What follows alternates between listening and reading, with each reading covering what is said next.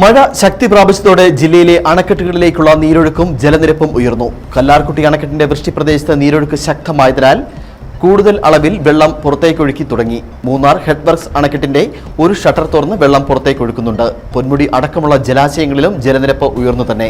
2333.62 അടിയാണ് ഇടുക്കി ഡാമിൽ ജലനിരപ്പ്. മുല്ലപ്പെരിയാറിൽ 118.1 അടിയാണ് ജലനിരപ്പ്.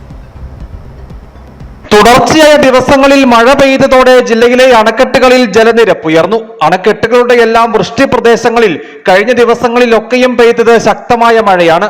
തോടുകളിലും പുഴകളിലും ഒഴുക്ക് വർദ്ധിച്ചു. വെള്ളച്ചാട്ടങ്ങൾ ജലസമൃദ്ധമായി. മാർച്ച് മാസം മുതൽ വേനൽ മഴ ലഭിച്ചതിനാൽ അണക്കെട്ടുകളുടെ സംഭരണ ശേഷിയെ ഇത്തവണ വേനൽ വലിയ തോതിൽ ബാധിച്ചിരുന്നില്ല. ഇതിന് പിന്നാലെയാണിപ്പോൾ മെയ് മാസം അവസാന വാരത്തിൽ തന്നെ ശക്തമായ മഴ ലഭിച്ച് അണക്കെട്ടുകളിലേക്കുള്ള നീരൊഴുക്ക് വർദ്ധിച്ചിട്ടുള്ളത്. കല്ലാർകുട്ടി അണക്കെട്ടിന്റെ വൃഷ്ടിപ്രദേശത്ത് നീരൊഴുക്ക് ശക്തമായതിനാൽ കൂടുതൽ അളവിൽ വെള്ളം പുറത്തേക്കൊഴുക്കി തുടങ്ങി.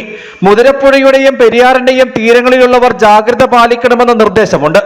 മൂന്നാർ ഹെഡ്വർക്സ് അണക്കെട്ടിന്റെ ഒരു ഷട്ടർ തുറന്നും വെള്ളം പുറത്തേക്കൊഴുക്കുന്നുണ്ട്. ഈ മേഖലകളിലെ പുഴകളിലും ജലനിരപ്പ് ഉയർന്നു. 2333.62 അടിയാണ് ഇടുക്കി ഡാമിലെ ജലനിരപ്പ്. 118.1 അടിയാണ് മുല്ലപ്പെരിയാർ അണക്കെട്ടിലെ ജലനിരപ്പ്.